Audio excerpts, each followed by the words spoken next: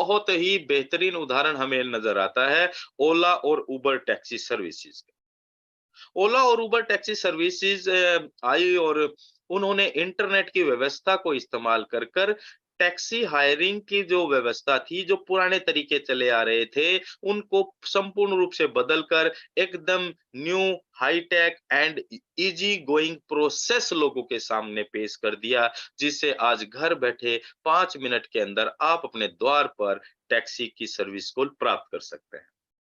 ज़ोमैटो और स्विगी का उदाहरण भी यहाँ पर देखने को मिलता है कि आप 30 मिनट में अपने घर पर फूड की डिलीवरी ले सकते हैं। लेकिन ज़ोमैटो और स्विगी से पहले अगर आप देखें, अगर अपने उस समय को याद करें, तो कितने लोग इस अपने घर पर फूड को डिलीवर करवा पाते थे या कुछ उस तरह की व्यवस्था में लिप्त थे। लेकिन टेक्नोलॉजी और जब भी आती है, तो डेफ़िनेटली वो हमारे काम करने के तरीकों को आसान बना देती है। अगर आज से कुछ साल पहले आप देखें, अगर वीडियोग्राफी इंडस्ट्री के की बात करें, पहले कैमरे होते थे, रील होती थी, उनको प्रिंट आउट निकलवाना पड़ता था, वो लैब में जाती थी, सब वो फ़ोटो बन के आते थे। लेकिन जैसे डिजिटलाइज़ेशन हुआ, डिजिटल कैमरा आ जाए, तो सारी व्यवस्था बदल गई है। और आज तो कोई लोग सीडी या डीवीडी या इन चीज़ों में भी नहीं रहते हैं, आज वो सारी की सारी चीज़ें नैनो चिप्स ने जिसे हम कहते हैं पेन ड्राइव के रूप में और इन सारी चीज़ों में ये कन्वर्ट कर दिया है। बदलाव जब होता है दोस्तों, तो वो बहुत धीरे-धीरे होता है और इसीलिए वो महसूस नहीं हो पाता कि हम कहाँ से कहाँ तक पहुँच चुके हैं। आज से 25 साल पहले की दुनिया में और आज की दुनिया में दिन-रात का जो अंतर देखने को मिलता है, उसका आधार, उसका कारण, उसका रीज़न सिर्फ़ और सिर्फ़ एक नज़र आता है, वो है टेक्नोलॉजी। और डिजिटलाइजेशन। तो चलिए नेक्स्ट स्लाइड में हम जानते हैं कि टॉप 5 डिसरप्टिव टेक्नोलॉजीज़ कौन-सी हुई।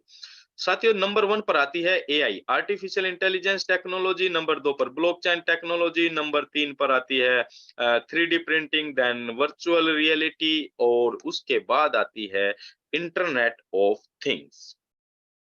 ये कुछ से डिसरप्टेड इनोवेशंस हुई और जिसने समाज में हर एक व्यक्ति के जीवन पर प्रभाव डालना शुरू कर दिया।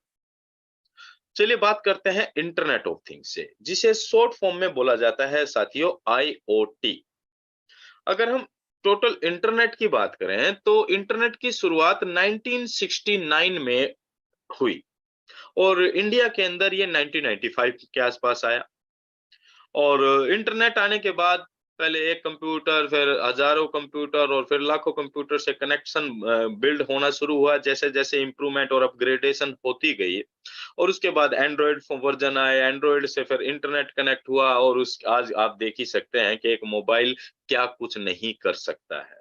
आपका पूरा का पूरा डिजिटल प्रोसेस आप उस मोबाइल से कर सकते हैं।